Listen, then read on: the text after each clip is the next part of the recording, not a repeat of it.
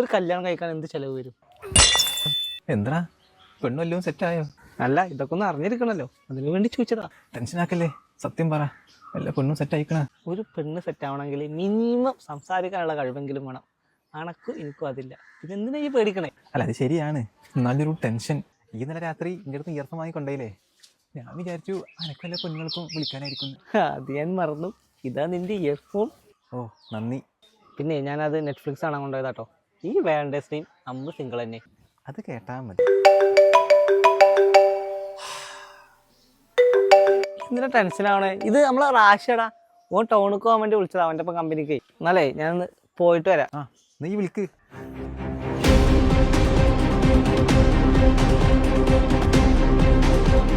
എന്താ രമേശക്ക ഫോൺ എടുക്കാൻ ഇത്ര വൈകിയ?